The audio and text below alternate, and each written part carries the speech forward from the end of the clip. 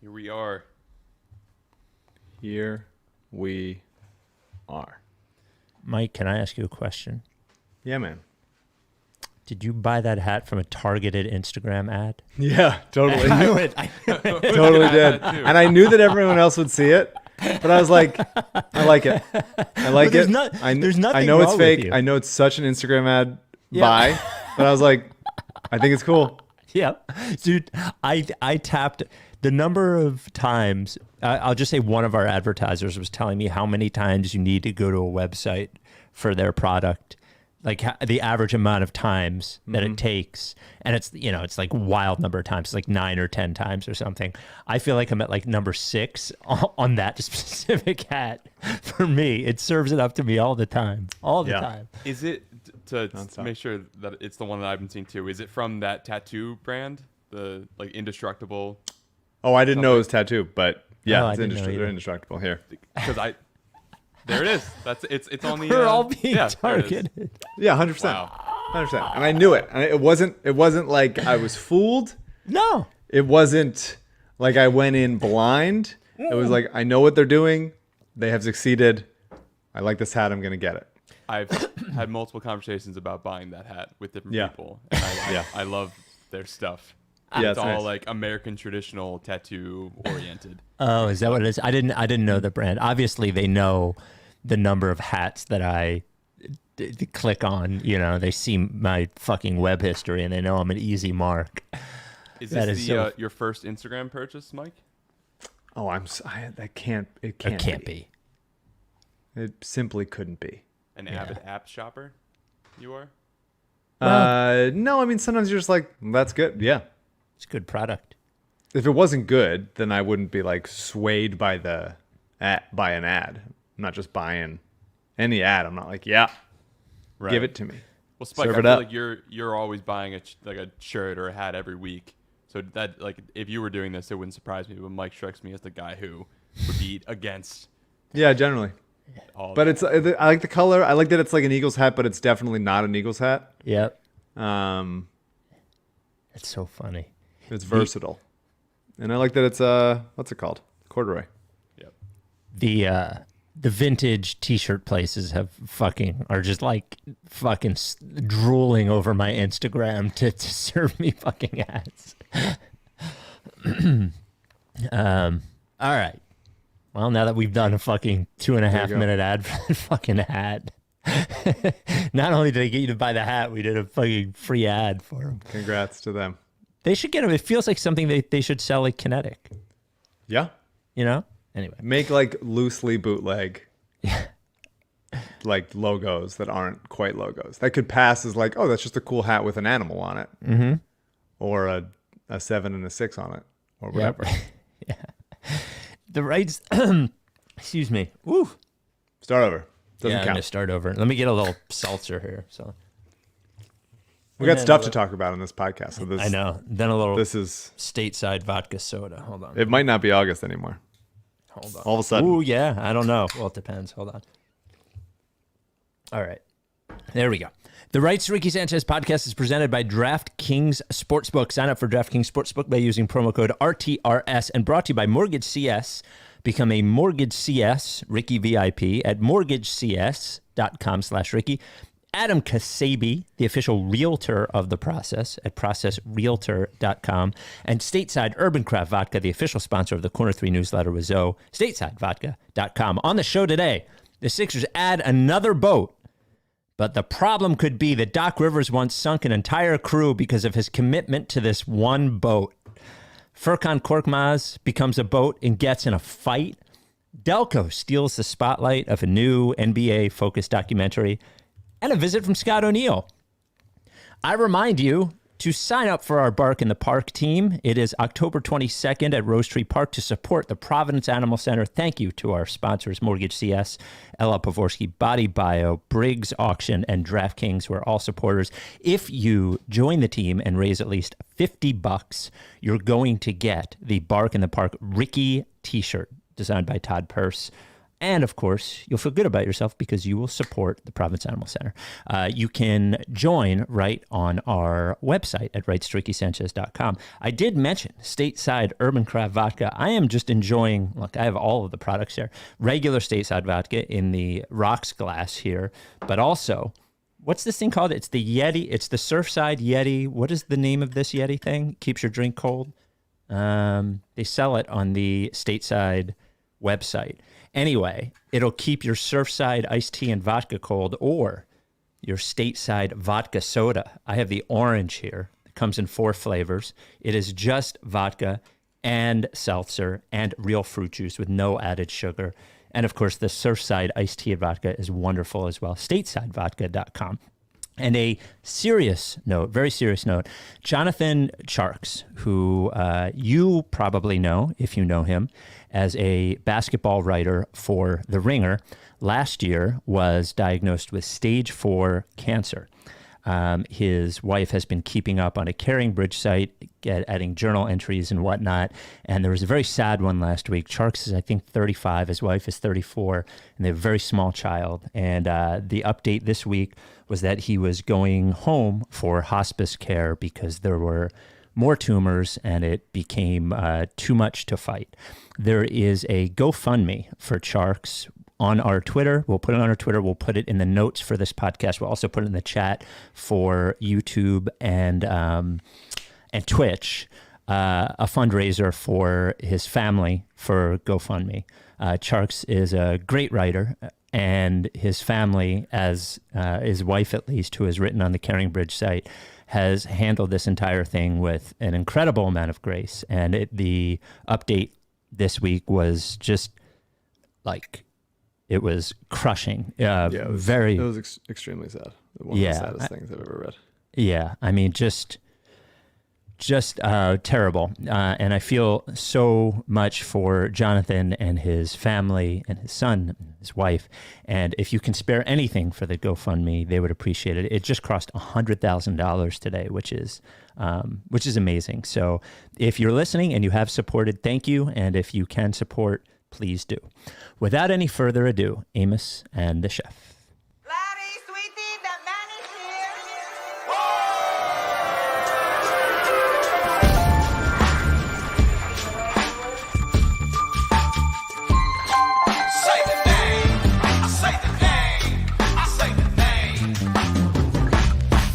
We were right, y'all. We were right. Even when it went wrong, we were right. We was right, y'all. We were right. So say the name.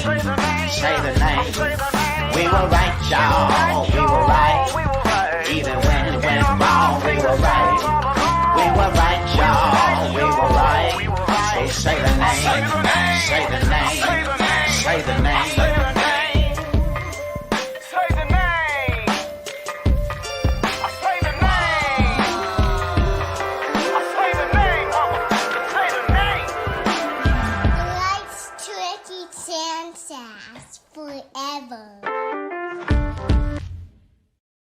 Welcome to the Rights to Ricky Sanchez podcast. I'm Spike Eskin, along with a guy in a corduroy hat with a mustache that was enjoying our new intro video. That is one Mike Levitt.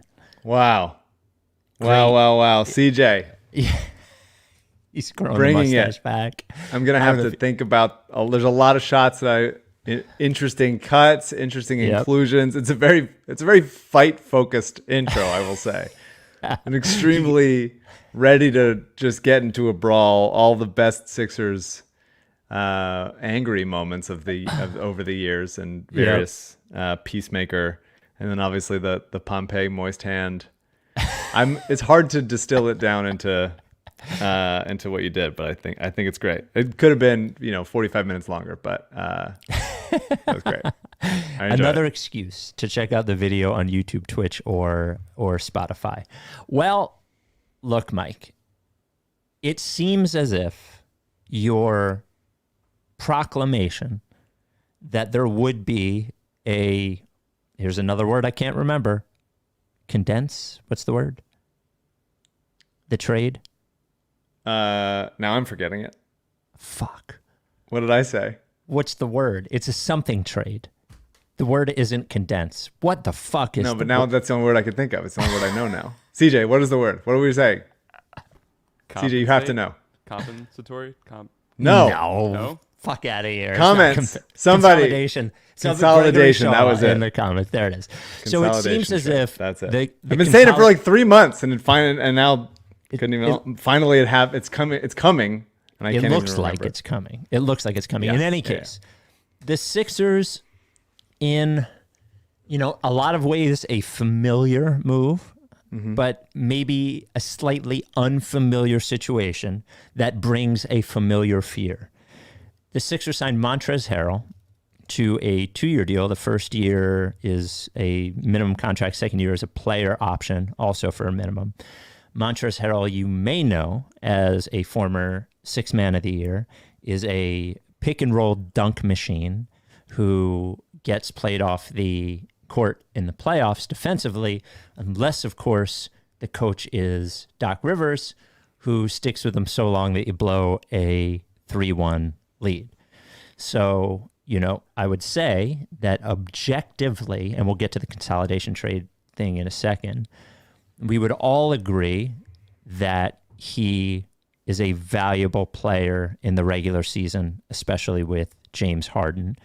The fear, of course, is that he would play too much in the playoffs. I would say that the hedge to that fear, or the don't worry, darling, cultural reference to that fear, is that the Sixers have other options, one of whom being PJ Tucker in the playoffs, and Joel Embiid will be playing 37 minutes a game, and between PJ Tucker and B-Ball Paul, they're finding the playoffs. So, Mike, that is the situation. Those are the pros and the cons. What is your feeling?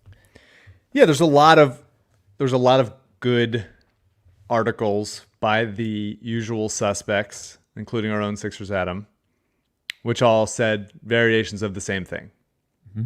Yep. Montrezl Harrell, the same thing we're saying now. Yes, Montrezl Harrell is a good player. He's a Sixth Man of the Year a couple years ago. Played with Harden. Played for Doc. Was drafted by Morey. So that's really all of it. Has beefed with Embiid on the court. Very physical. Very much an answer. One of the now many answers this new incoming Sixers team has had to the distinct lack of fight in them last year. Mm-hmm. He's got the boat in him. He's got a boat absolute boat. Although there was an interesting point made on Twitter by CJ. Remind me who did it. Somebody said something. I'm forgetting who it was. Who said that? Can you be a boat?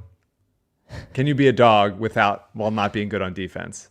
And I think it's an interesting point to bring up. But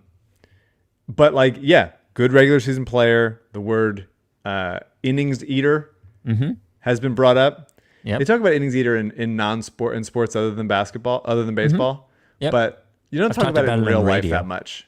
Like you should talk about it more like, oh, I'm dating someone, but they're just really an innings eater. It's just like to pass the time, fill in some minutes that you don't really care about just to get through it. I've used it at work. I have, for sure. I've used innings eater in a non-sports way, even though I work in sports radio. Yep. But it is a classic Sixers backup center signing. I think a lot about this. I love Montrezl the player. I have loved Montrezl the player for many years. Back when he was at Louisville, I saw him as a prep prospect at Adidas Nations. I wrote about him back when I used to write things about sports on SB Nation. He's just a really fun player to root for, and I think will be immediately beloved by the home crowd. I think it'll be fun to in the arena to have him there. But his weaknesses are pronounced. It's another backup center who does not shoot, although he's a better shooter than Andre Drummond and DeAndre Jordan and Dwight Howard. He has like a little bit of a mid-range, at least, whereas those guys don't. But another backup center that cannot stretch the floor. And he doesn't protect the rim. Like Dwight Howard did a little bit. Andre Drummond did a little bit. DeAndre Jordan didn't do anything. Well, Montrezl Harrell's like fucking 6'6", you know? They list him at 6'7". He is, you can't call him a small ball center. Like, he doesn't do anything small ball-y that would give, he's just small. But at least he is an offensive player that can do stuff, whereas those three guys aren't. He's got a really good handle for a big man. He's a smart passer for a big man. He runs the floor. He screens well. He rolls well. He's a good offensive rebounder. He's never played with, this is something I'm not checking, but tell me if I'm wrong. He's never backed up a really good center, like a really, really good one. He's come in, and him and Ivica Zubac were a nice pairing, a nice 1-2 that Doc ultimately was run out of town for with the Clippers.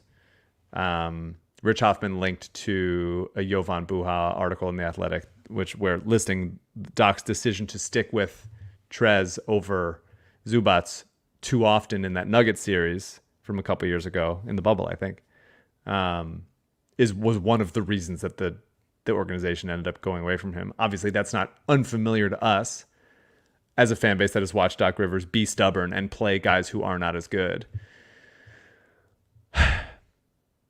I feel both things about it. I feel like he's going to be helpful in the regular season. When Embiid's out for any long stretch of time, you'll feel more comfortable with him as a starting center than you would B-Ball Paul. But for 8, 10, 12 minutes a game of a playoff series, I would rather have B-Ball Paul be the backup center. And I don't think it's close. Well, remember, PJ Tucker is going to get 6 and PJ Tucker minutes. is an option. I think he will. Doc, I'm already like factoring in Doc's reluctance to do that. Mm-hmm. Even though Tucker has proven it on multiple franchises that he's capable as a backup center in a pinch, or sometimes more than a pinch. But I'm already assuming like Doc's going to want to play a traditional center, and B-Ball Paul is like at least closer to that. But we've done this so many times, man. Like, in a world where Doc like is a thoughtful presence, then this is a great signing. It's a former sixth man of the year from only 2 years ago, who's a legitimate pick and roll partner with Harden, whereas Embiid is less of, I mean, he can do it, but he's less of a straight pick and roll guy as a rolling big. Good energy guy, good locker room guy. People like him. Has that weird, like, the reason that people said he was still available is because of like a very minor marijuana conviction. And I think Kentucky, obviously, like, who gives a fuck about that? Yeah. I think he had tons of marijuana on. Great. I don't think he Great. Awesome. It wasn't like he had a joint or something. Yeah. If he had one joint, then he shows it to a party and they're like, great, you have a joint for yourself. Like, he's like, I got some for everybody. That's generous. That's like the passing big man I want. Full of weed. He had 3 pounds, according to the chat. Awesome. That's so much weed. Awesome. Kicks ass. But like, we don't live in a world where Doc can be trusted to avoid his own stubbornness. Like, we just don't live in that world. And Darryl doesn't live in that world. So the fact that we're going back to this well of, like in the regular season, absolutely cool with Montrezl. In particular playoff matchups, totally cool with Montrez. But this is just another thing where, like, it is a defensively limited big man who can't defend in space, can't stretch the floor, and is someone that Doc would rather play than the more effective B-Ball Paul, after B-Ball Paul had a fucking great playoffs for what they asked of him at his age, at his level of experience. He did great. And PJ Tucker would also be a better option. But we can fast forward right now to April, May, when Doc is playing Trez 12 minutes in a playoff game. He's only a center, by the way. He's not a power forward anymore. He's only they're a center. minus 19. And they're minus 19 in those minutes. Okay. We're doing it again. So I have 2 major statements on the Montrezl Harrell signing. Right after we play Dirtball Mike tells me what the spread between the first NFL game. Dirty mustache for a second. Yep. First NFL game of the year, the regular season, is Thursday night. Bills at Rams. Mike, what is the line? Bills at Rams. Rams coming off a Super Bowl. Bills the favorite to win the Super Bowl this year. Mm-hmm. Give me Rams -2. Wow. That is bad juju. It's actually Rams +2 at home. Home dog. Rams. Yeah. The DraftKings Sport, that is, of course, at DraftKings Sportsbook, the official sports betting partner of the NFL and the rights to Ricky Sanchez. Hey, for Thursday Night Football and Sunday Night Football, if you're a new customer, bet $5, get $200 in free bets with using promo code RTRS. That's right.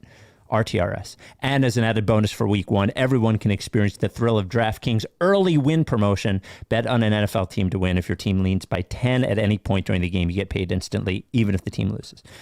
Download the app now and use promo code RTRS to get $200 in free bets instantly when you place a $5 bet Thursday or Sunday. That's code RTRS only at DraftKings Sportsbook, an official sports betting partner of the NFL. Minimum age and eligibility restrictions apply. See show notes for details. Okay. Here are my two major takes. Mm-hmm. You know, in the past couple of years, I've obviously gone nuclear when the Sixers signed Dwight Howard and Andre Drummond. I'm not going to do that this time. A, because I think it's a slightly better, he's a better player, obviously. Yeah. It's a better situation, though the fear is there, and I also don't have it in me to get that mad this time. But here are my two major takes. Also, I will say, in addition to that, Ben Simmons is no longer on the roster, so having another backup center who can't shoot or do anything next to another guy that can't shoot would be more problematic than it is here. Sure. You know what I'm saying? Mm-hmm. Okay. Just adding to those reasons. For sure. So here are my two major takes. Number one, the fear that the coach will play a player who is known to not be able to play in the playoffs, instead of two players who can, is such an indictment of the coach. Yeah. It's almost, and I know everybody does this with their coach, but this one's right, actually.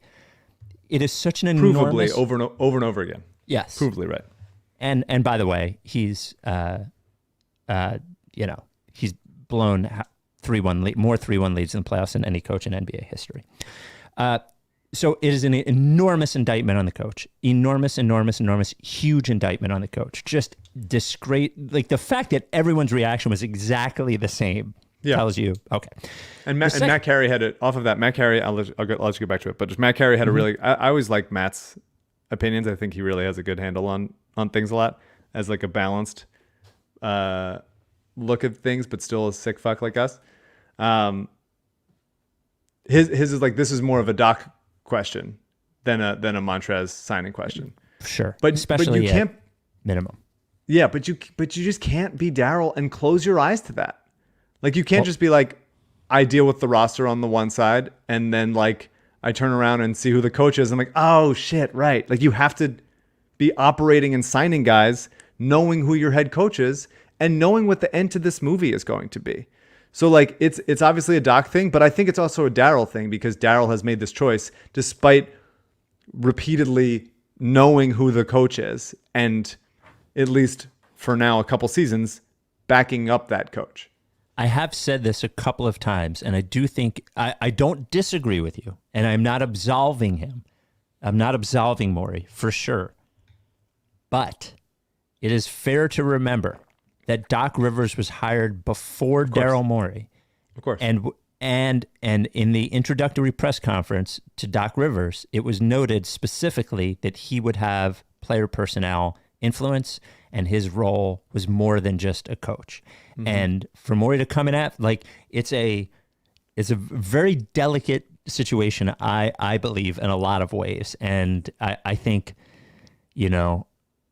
for him to give him one is probably like, at least this one's not quite as bad. But I do think it's sort of complicated in that I don't think Daryl can freeze Doc out totally. Yeah, and I get giving him one. But when every time you give him one, he takes the ball and breaks a window, then you got to stop giving it to him. I wish they just got Austin Rivers. I wish that was the one they gave him. Would have been fine with Austin Rivers. Yeah. Would have been fine with this kind of thing. And it's not about Trez. It's just like this kind of player they continue to sign and give Doc, knowing that he's going to be his stubborn ass, knowing that he's going to do the thing that he always does. My second take, and I don't want this to sound like it is. My take is like this offseason has done more to get James Harden a big contract than it has to get the Sixers a championship. And like the entire offseason seems like it's built around making sure, and I know that these things aren't entirely mutually exclusive. I understand that. But it does seem like in a lot of ways, like we're like, well, let's make sure James Harden looks and feels great, which on one hand, I understand. Like I get it. Like if they're going to win a championship, he has to look great. But also, historically, he has looked great before, and we've run into the same problems. It just seems like that if I were to come in blind and say, what are the Sixers trying to do here? It'd be like, make sure James Harden looks fucking awesome. And he's a center that will jive with Harden awesome during the regular season. They got a power forward who will look great with Harden. They got a backup wing that may or may not have taken the bullet for Harden for a sex scandal in the sex bullet bubble. It's like, are there any players that like didn't play for the fucking Rockets? Like, are there any players that didn't play for the Rockets? I don't know, man.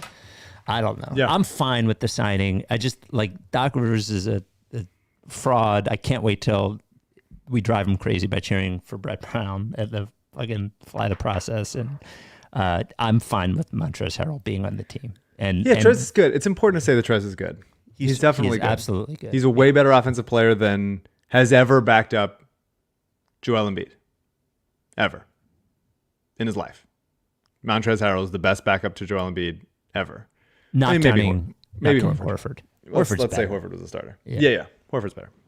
But they didn't pay him to be a backup. Right. He's an elite roller. He's younger than those guys, or maybe he's about the same age as Andre Drummond, but he plays younger. It'll be helpful. Like, he'll be helpful at times, and it's good.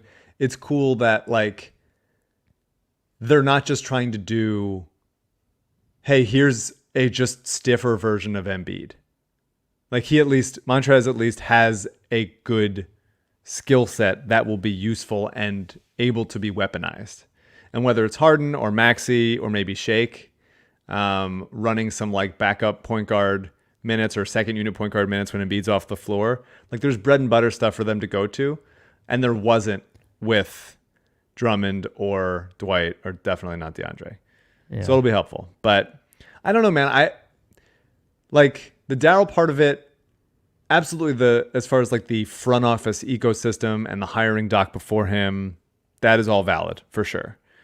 But he definitely can't be absolved in doing. Again, it's a good signing. Like we get like on its own, it's a good signing. But you can't keep doing things on its own. If you buy a big ass truck, and you're like, this truck was like super cheap for what the truck was, and doesn't fit in your fucking garage, like, where are you gonna keep the truck? Like, you're an idiot for buying that truck. Like, you can't be like, well, it was the right signing, even though like I have this unchangeable garage height that I have no way around. Like, it's just like the reality is Doc Rivers is here. The reality is he's going to play this backup center even if it doesn't work. Like, that's the reality. He's not going to bench him. He's just not. Like, and maybe you can convince yourself that like a PJ Tucker, Montrezl Harrell front court when Embiid's off the floor is PJ can like make up for some of those mistakes, maybe. But against the spread offense that with guys that can shoot, and the switch comes onto Montrez, and there's pick anybody, Jason Tatum or Jimmy Butler or Fred VanVleet or whoever, all of a sudden they're switched on to switched on to Montrezl Harrell, and PJ Tucker is like 25 feet away covering the good shooter in the corner. Like, it's just going to be hard to do, and I just don't think Doc's ever going to go away from it. And I just don't think that that's going to happen, and it's on Daryl to not let it get to this point, and we're going to get to this point again. He's going to do it again. It's what he does. There was a comment in the YouTube chat from Andrew that says he's a bench player for $2 million. Yeah. LOL. But if we that's why I keep saying he's a good player. Like, it's a good signing on its own, but like when we've been here before. We've been here before. We've done this. We keep doing this. When I freaked out about the Dwight Howard thing, and even honestly, Daryl Morey on the podcast was just like, like, what's your problem? Like, it's just a minimum contract player, but like from DeAndre Jordan to fucking Dwight Howard is like, I know, I understand. I don't care what they like. It's not my money. It doesn't preclude them. It doesn't stop them from doing any other things. Obviously, the salary is fine. It is the problem that he's going to play too much in the playoffs, and it's for the first time, legitimately. Let's say instead of the Horford season, but Ben was out that one, so they weren't in full health. But for the first Joel Embiid playoffs, the problem was not the backup center in the playoffs. That wasn't it. B-Ball Paul did his job. He came in for 8 minutes a night and was weird and was probably scared the shit out of the coaching staff a lot with the way he moved on the court or whatever, because he's an odd guy and he doesn't play pristine, normal, textbook basketball. But it worked. He was not the issue. He did his job. And Doc's not going to let him play again, probably. And he didn't want him to play last year. It was an indictment on Doc that the backup center, the best backup center option, was a guy that didn't play for months at a time last year. I was pissed off about it forever as Doc continued to say DeAndre Jordan's, we're happy with DeAndre. We like DeAndre. The guys like DeAndre, throwing his team under the bus about DeAndre. And we're going to be back there again. We're just going to be back there again. And that's nothing against Trez. He's a better player than DeAndre. I think he's a more fun player to root for than Andre Drummond. I wasn't a Drummond guy, but they're both signings for the minimum were great signings. We're totally fine signings. And I want to say that it's kind of cool. I know you look at this more of a negative. I look at it as more of a positive, that Harden and Embiid are having roles. Yeah, the weed definitely. But Harden and Embiid having roles in saying hey, sign this guy. And guys wanting to come here for under market values a lot of the time. Or at least leaving other places for this, to play for the Sixers, to play for Philadelphia. That's just kind of cool and new, and it hasn't happened before. PJ Tucker and Daniel House, I would argue, are above market value. PJ, I think, is on par, maybe a year longer, but still leaving a playoff contender to come here because he wanted to, I think is cool. Daniel House a little bit more. Yeah, we've talked about that, but I think it's just kind of nice. I like having a, not LeBron level where he's sign all my nephews or whatever, and all my friends from the Y, but it's a little bit of hey, I can get guys to come here, and I want guys to come here, and I'm invested in guys coming here. I think it's kind of good, kind of cool, and it might be good for the buyout market down the road, whatever. Anyway, now the Sixers have 17 players on the roster. So they've just to clarify here, 13 players that are guaranteed full salaries or whatever, 4 on partial guarantees. That is Charles Bassey, Isaiah Joe, and Paul Reed, I believe, is so. So a consolidation trade, or simply they can have 15 players rostered, right? For the start of the season, so they have to get rid of 2, basically. Yeah, I mean, 2 fewer players. It's either a consolidation trade, or you maybe come into camp with these guys and figure it out, and let there be a competition. I think that's maybe for one spot, but I think simply cutting, Charles Bassey's an NBA player. He's got things to figure out. He's got to get better at some stuff. He's got to get stronger. and smarter on the court, like all young big men have to do. But he's an NBA player. I'm certain of it. He's going to be an NBA player somewhere. It's annoying that it won't be here. It's annoying that Doc doesn't trust young guys and can't get them there, or whether it's him himself or the player development staff. There was a story last year about Dwayne Jones, who coached one of the Sixers summer league teams, like getting on Doc again and again, being like, "Hey, he's ready." About Charles Bassey, he's ready. Doc plays him, and he's like, "Good." And then Doc buries him the rest of the year. He should play, and he's going to play somewhere else, and he's going to be good, and we shouldn't be surprised by that. Cutting him would be stupid. I just think cutting him would be stupid. I think cutting Isaiah Joe after his good performance in summer league would be a bad use of assets. Trevelin Queen, I like him, and I think that he's an NBA player as well. But if he has to go, then that's, I guess, fine. Now, considering the rest of the guys they have. By the way, and obviously Maurice, cutting B-ball Paul would suck. But there should be a consolidation trade. I don't know if it's the Tobias trade. I don't know if it's gonna be that heavy. But doing a Matisse, Korkmaz, Charles Bassey type package for some other guy that can be a little bit another additional two-way type player at the like bigger guard wing spot would, I think, be helpful and useful, rather than just cutting them. That's my hope. Still no Daryl acknowledgement of the Trevelin Queen song, by the way. I got an email. It said, "Hey, Spike, thanks for reading my question, Joel's boat, on a recent pod. So this came from the boat guy. The boat guy sent this email. I wanted to send a quick shout out for Ben, as I am in the process of closing on a house, and Ben from MortgageCS really went above and beyond to help me. He spent the conclusion of this email is great. He spent hours with me texting on the phone, breaking down current rates and fees and what a competitive rate would be, and really making sure I understood the process. This is all while he knew I would be going with my real estate agent's lender if he was able to match Ben's rate. While he was able to match, and I did go with my agent's lender, it was Ben's questions and quotes that helped me secure, in his words, a very good rate. To be clear, this was a rate I was only offered because of everything Ben at MortgageCS was able to share and help me negotiate. At the end of the day, all he cared about was ensuring that I understood the process, and then I ended up with a great rate. Even though I am the 1 out of 100 borrower not to go with Ben at MortgageCS, I couldn't recommend reaching out to them more. Thanks for all you do with the podcast and for having such awesome sponsors. MortgageCS. You can text Ben, who is the CEO of MortgageCS, at 267-391-7425. That is 267-391-7425. Or set up a consultation by going to Ricky Sanchez, mortgagecs.com/Ricky. mortgagecs.com/Ricky. MortgageCS is an independent, small, but powerful mortgage broker that will not only help you find the best rate, and when I say broker, they're not a lender. They're not giving you the money. They're finding the place that gives you the best rate. And they don't have side deals with any of the lenders. So their only job is to help you.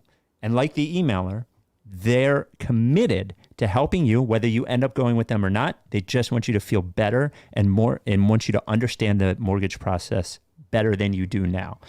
Whether you're buying a new home, refinancing, debt consolidation, go to MortgageCS. MortgageCS.com/Ricky, MortgageCS.com/Ricky, or call or text our CEO, Ben, 267-391-7425, any time of the day or night. And that is important when buying a home, that your mortgage lender be available to you at all times. And the small but powerful team at MortgageCS is always available to you. This advertisement is not a commitment to lend or extend credit. MortgageCS is an equal housing opportunity mortgage broker. All loans are subject to credit approval. Certain restrictions may apply. Company NMLS 1464766. Visit mortgagecs.com/Ricky for more information. Mike, I feel like, given that we just talked about PJ Tucker, a boat, talked about Montrezl Harrell, a boat. I think that rare circumstances, you can be a dog. In rare circumstances, you can be a dog without being good at defense. I don't think you can be a boat without being good at defense. That's the distinction. We found it. Can I offer my opinion please. here? One, it's certainly not an effort issue. He is just not able laterally, I think, to keep up defensively. And he is built in a way that makes it difficult for him to be a rim protector at his size. The other thing I would say is that I mean, look, I don't even know the stats, but I would guess he is a pretty aggressive offensive rebounder, which is a boat-like trait. Offensive rebounding, yes. Defensive rebounding, less so. Yeah. Yeah. Well, I guess we'll have to see. I'm putting his boat status in question, I guess. Yeah, I think he's a dog, not a boat, and I think we found the distinction. I do think the Sixers now have... The signing came out of nowhere. I think we knew that a signing was coming. There was going to be a veteran backup center coming in at some point that they couldn't resist.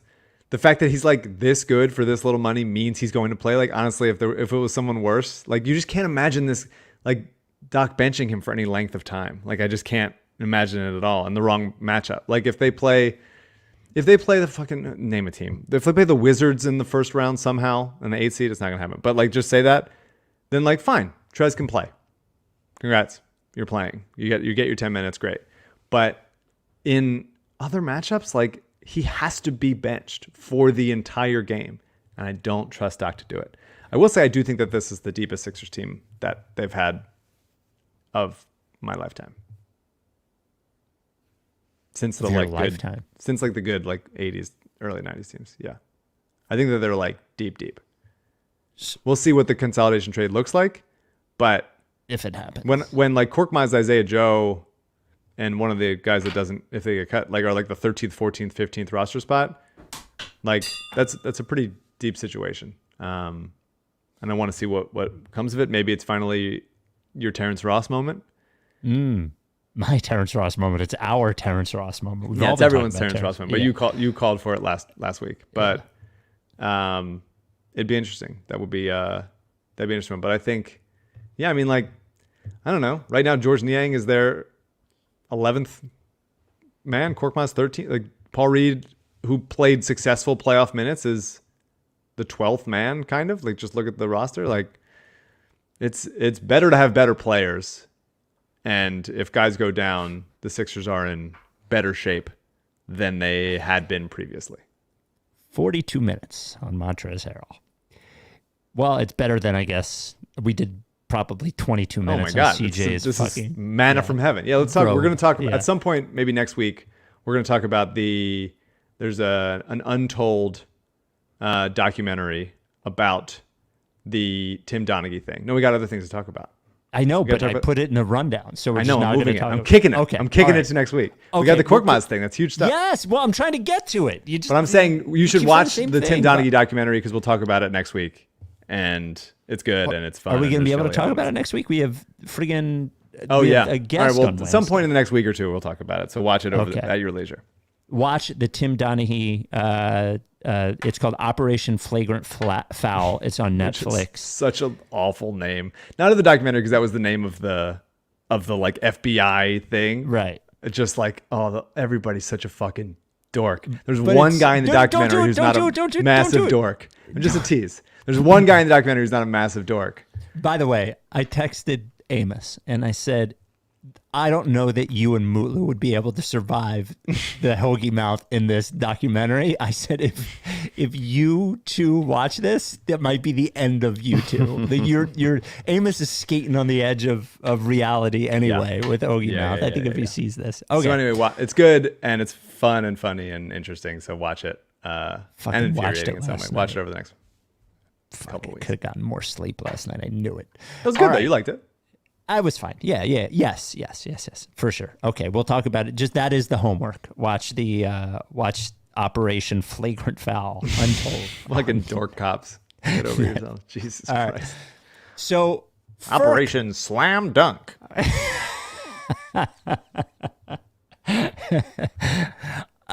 Furk is playing in the what are the EuroBasket. EuroBasket, right? And I mean, CJ, can we play the clip of what happened on the court? Turkey was playing Georgia, and this is a video, right? Yeah. Play the video of Furk. Furk gets teed up, doing the forehead, pushing each other thing. Shane Larkin in the frame. And there it is. And then it gets broken up. Mm-hmm. So here but is it takes a while. That wasn't just like a hold me back situation. That was like, No. there was vitriol. There was like centuries of countryman vitriol sitting in there. So here's the quote from Cork. Now there was a quote from the coach afterwards that said, and we'll get to it in a second, that 3 players and the security guard or something attacked Korkmaz, and we better get the fucking the footage or we're going home. Here is the quote from Cork. You saw a little part of what happened on the court. We got into each other face to face, and he started talking shit to me. I'm not going to let anyone talk shit to my face. Hell yeah. In the game, yeah, it's part of the game. You talk something and say something back, but the thing he said wasn't something I'll let slide. I reacted as a human being, as a player, and as a man. Hit him with the as a man. Yep. Can't come back from that. I'm not gonna let anyone talk shit to my face. So here's the quote from Cork on what happened afterwards. When I was talking to the tunnel, that can't be the right quote. Walking to the tunnel, our conditioning guy was with me. As soon as we walked out of the tunnel and we were trying to reach the locker room, I saw 3 Georgian players alongside 2 security guys running at us. We started throwing punches at each other. That's basically what happened. It was like a street fight. There was no talk or conversation. People just came at us and were trying to attack us. Of course, we reacted and tried to defend ourselves, exactly what we are going to do as men. I also think it's a security problem, but I don't know if it's a security problem or they just showed tolerance to their players. That's obviously an English thing. Yeah. We understand that they're at home, but this is unacceptable. What happens on the court is fine, but we should talk more about what happens off the court. After being asked to confirm whether he was also involved in a physical interaction, Korkmaz didn't change his stance. As I said, we were throwing punches at each other. It was like a street fight. Mike, I have so many questions. The first one is, how close to a street fight do you think this looked like? I mean, it's as a in man. The locker room. I have no issue with calling that. As a man, I can imagine as a man, and I have to I have to lead with my gender here. The idea of like in Georgia, people would take a physical altercation on the court seriously enough to do something off the court. Mm-hmm. Sounds reasonable. Yep. Those European countries are people fighting each other. I don't know enough to know to weigh in there. But if Korkmaz says it was a street fight, I'm going to say I believe him. This makes him untradeable. I'm sorry. What makes him really untradeable to me is Mike Scott retweeting it. Did you see this? Yes, I did.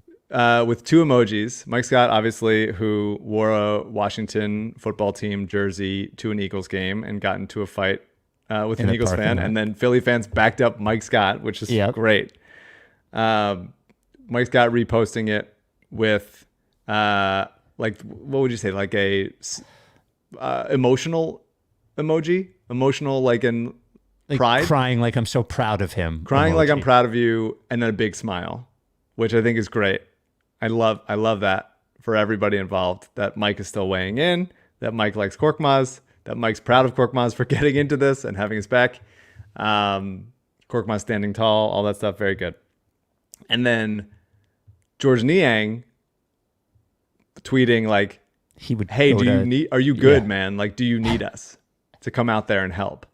Which I also love, and it's very Boston energy from Boston native George Niang. And I think that I know that they're going to Charleston, South Carolina for Home of Southern Charm for training camp. And that is the Napa wine trip that I've been begging for all these years. So many different versions of this Napa wine trip. I think the Napa wine trip is going to Georgia and helping Korkmaz whoop some ass. Like, I think that is, instead of sipping on some nice reds, sip on the blood of your enemies. Like, that's the trip. As a man. So as a man, as the gender I am, fired up, happy to people supporting their teammates. and team unity, Korkmaz untradeable. So we have two more things we have to get to. First of all, is he okay? Yes, it seems like he's fine. Has anyone seen like a picture of Korkmaz since this? Is he? No, but he tweeted the turkey flags. Yeah, I know. I wasn't saying he's. I wasn't saying he's in like the hospital or anything. But yeah, I think he's a handsome. Okay. He's a handsome but odd-looking man, and I want to make sure his face is intact. Enormous feet, just huge. I believe big yellow ones. So the two things, given that even though we talked about the Tim Donaghy documentary, we're good. The two things I want to get to. One, actually three things. One, just a Scott O'Neil video we need to play. Two, the comments in the YouTube and Twitch comments about your current look with the mustache and corduroy hat have been off the hook, and I just want to read some of them. Okay. I have some things to say. I have some other things to bring up also. But okay, and a trade request. Maybe we'll drop the trade request. Before we get to it, I was on the phone with Adam Ksebe as I owed him a call from about a month of waiting. He texted me one day. He said, "Hey, I have an idea." Adam Ksebe, the official realtor of the process, Ksebe. And he said, "Hey, I have an idea. Do you have some time to talk?" And I said, "Yes, I will call you tomorrow." And I called him 2 days ago, and he said, "I'll call you tomorrow or a month from now." He called me on it. Ksebe is working hard. The buying and selling homes right now takes somebody who really knows what they're doing. A couple of years ago, it was a free-for-all, right? People were going crazy. Now, there's not a lot of inventory. Now, mortgage rates are not quite the same as what they were. Now, you need somebody who really, really knows what they're doing. And Adam Ksebe, Ksebe, the official realtor of the process, knows what he's doing. He is the preeminent realtor who takes care of the Delaware beaches. Every Shore Point, Bethany, Lewis, Rehoboth, all of them. Ksebe, if you want a Delaware beach house, or if you want to sell one, by the way, Ksebe and his team, based out of Long and Foster and Bethany Beach, are the ones to take care of you.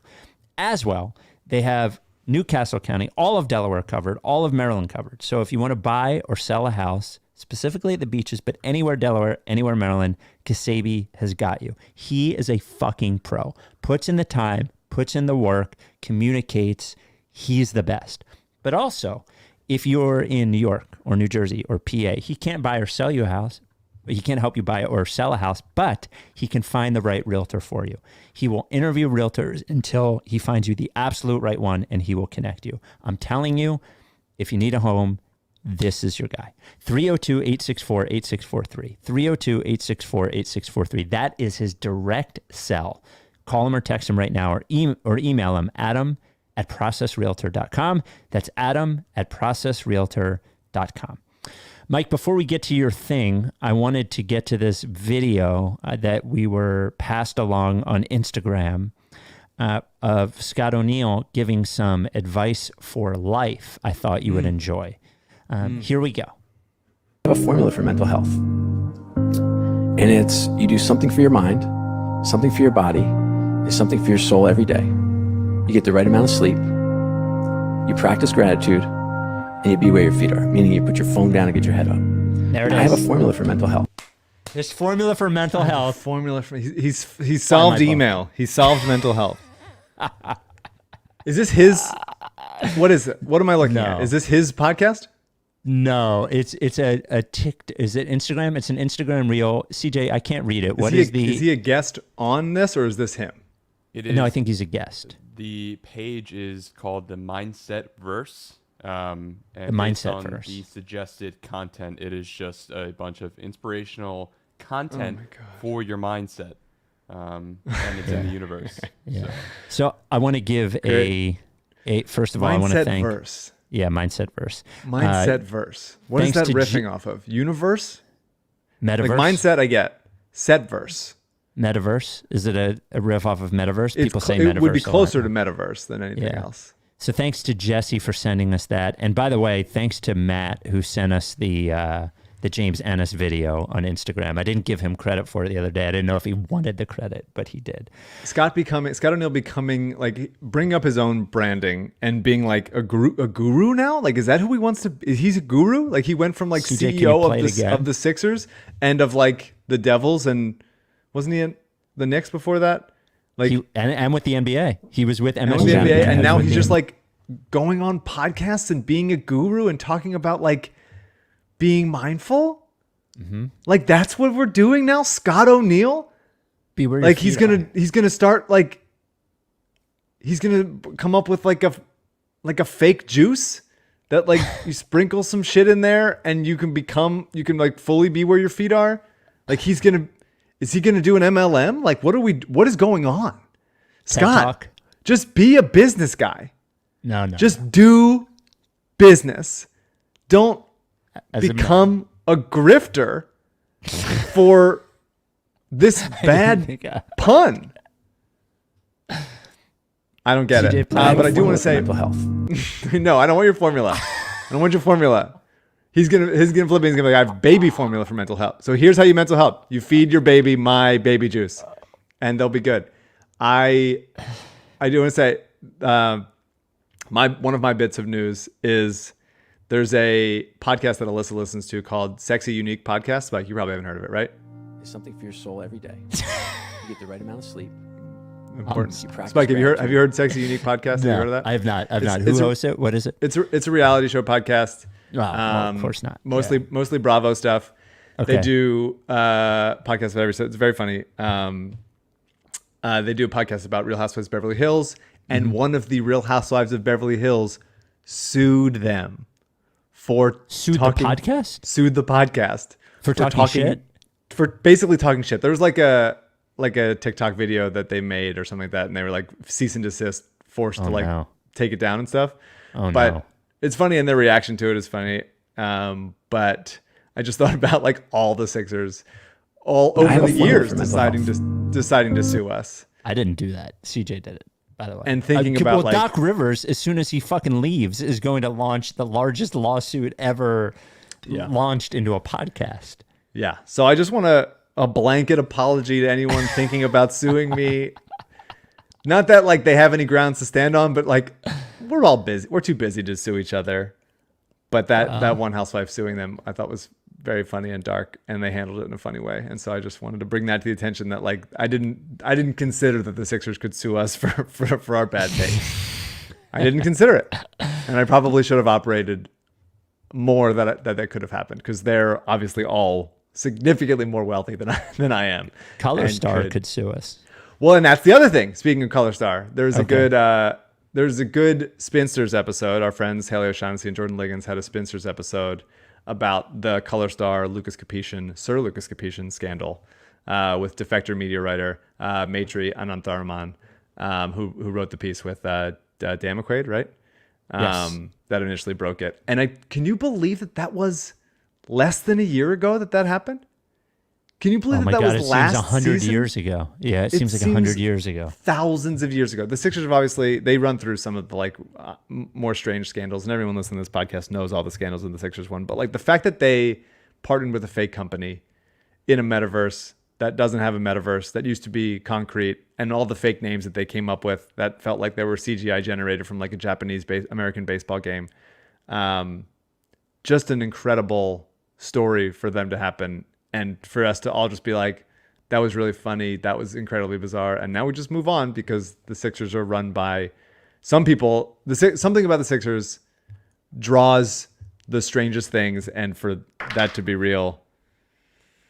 By the way, that kind of stuff just shouldn't happen on Boathouse Row, is what I'm saying. Like if in a real Boathouse Row, a properly run Boathouse Row, the Sixers would not partner with the fake company that doesn't have a metaverse, doesn't exist, where you can get like, tutorials by Shaq. We basically forced them out of that. I mean, like, I'm sure that they gave it up because they were sick of hearing about it from us. I'm sure. Unbelievable. That's lawsuit worthy. Is J.R. Maley still cooking things up? Yeah. Is he learning things? Yeah. So It was just financial crimes, right? Like it was just money laundering from like a foreign something. Who knows? Look, you said that actually. If there was somebody to sue here, that would be you or JR. No.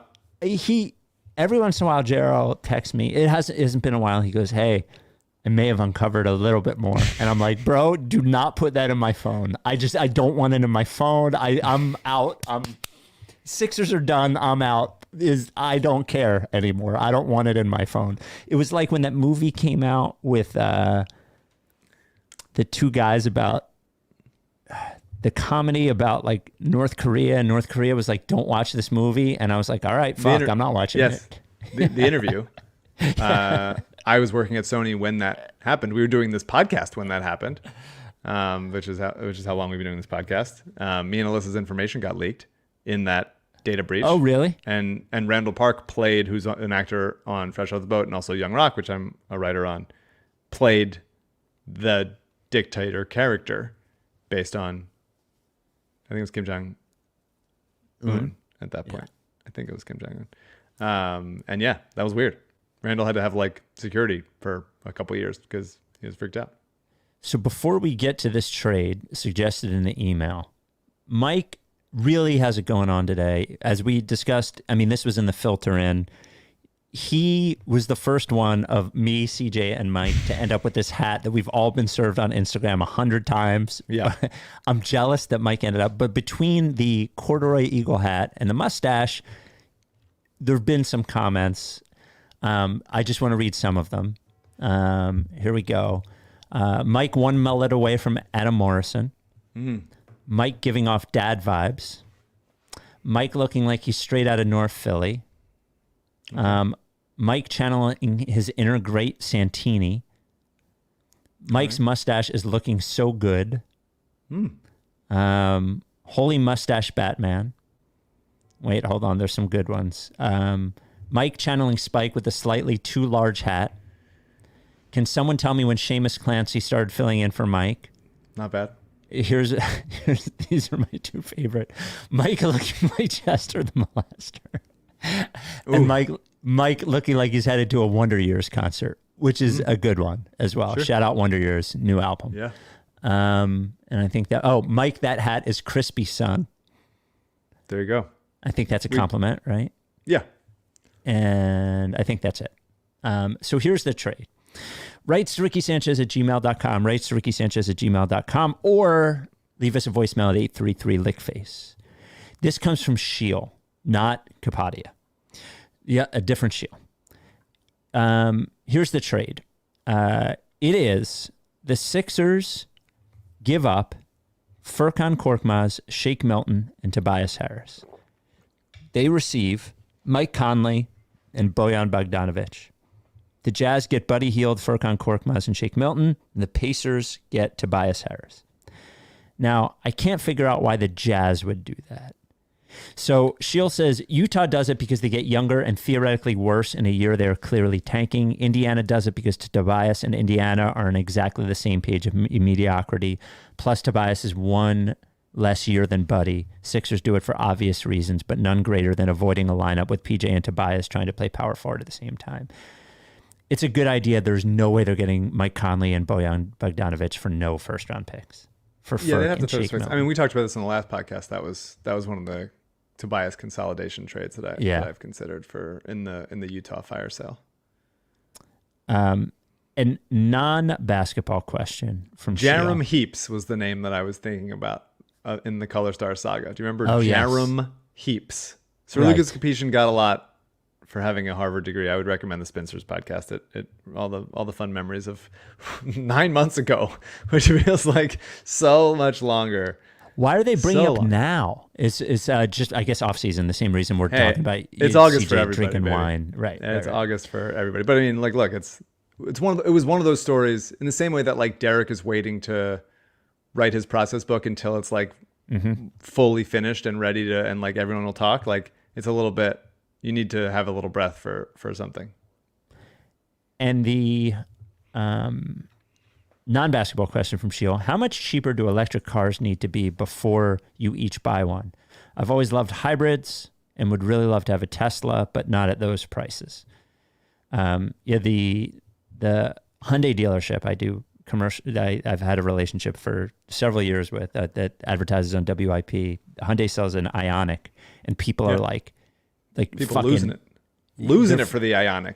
They're going crazy. People driving from like DC to Philly to get an Ioniq, paying like way over sticker. People going crazy for these cars. It's a really stupid. It's a very like 2005. Like we're gonna Let's end it with a Q. Like, don't make fun of Hyundai. I don't do that. Just the name. Okay. It's a good car. All right. Okay. All right. Name anything with a Q or a Z. Okay. All right. It's very like 2005. I have a hybrid. I drive a Prius, and I haven't paid for gas in like 3 months. Everybody in Los Angeles drives a Prius. That is at least every Uber drives a Prius. That is my. Yeah, a lot of Ubers do. Yeah. Yeah. A fully electric car. Forgetting about an electric car. I am not paying $65,000 for any car. No, it's crazy. Also, like the 230 miles until I need to recharge or whatever thing is just like, But that's the same thing about gas, pretty much, for depending on the car. Yeah, except that it takes 5 minutes to fill up your tank, and you can do it essentially anywhere. There needs to be more charge stations for sure. Yeah. CJ had a thought. Pop back in, CJ. What do you got? Thanks. I was just going to say, I saw when Spike was tweeting about the dealership, and I was window shopping to go see them, and the next day they were all sold out. So the Ioniqs. Yeah, I think there was like 5 Ioniq 5s that day, and they were all sold out. At Colonial, you mean? The next day. It was on the website, and then they weren't. So very, very hot. People are crazy. It's a cool looking car. It's absolutely a cool looking car. Ioniq. All right. Well, your homework for next time is to watch Operation Hoop Basketball, the Tim Donaghy documentary on Netflix. What is it? Operation Flagrant Foul.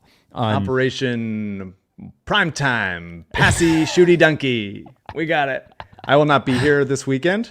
Me and my mustache will be in Pittsburgh for my buddy's bachelor party. Mm-hmm. So that'll be where I am, being in Pittsburgh, hanging with the guys that I've been on the longest email chain of my life with. Wow, that's People impressive. I've replied once saying I'm in 6 months ago. A couple other guys replying all the time. Replying like, we are this person's only person to talk to in the world. He has no communication aside from this email thread. And he's going to use it. And he's going to use it over and over again. And he's not going to read the room ever. And he's not going to get a sense of if anyone is enjoying it or responding. It's insane. It is demented. It is an insane, ridiculous thing to do. Don't reply all over and over again over months. What's wrong with you?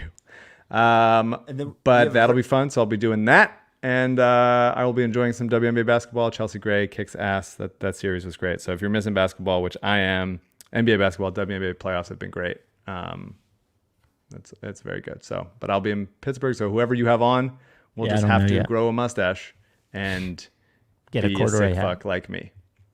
And then next Wednesday, we have a very special guest on the pod, a guest who has not been on in a while. It is not Daryl. It's not Daryl, but we have a good guest coming up next Wednesday.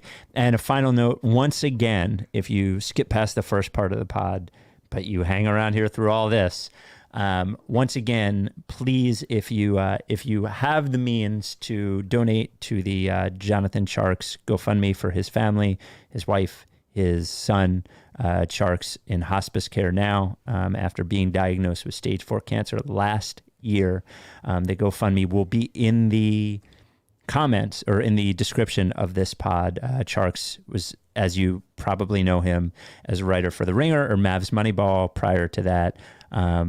Just great guy. He's been on the podcast before. Big summer league guy, big draft guy. Love him. Really, really sweet dude. Just deeply, incredibly sad. Very sad. So if you've got means, please help out or share it. If you can't donate, just share it. We will talk to you next time. Are you down with TTP? Yeah, lick face.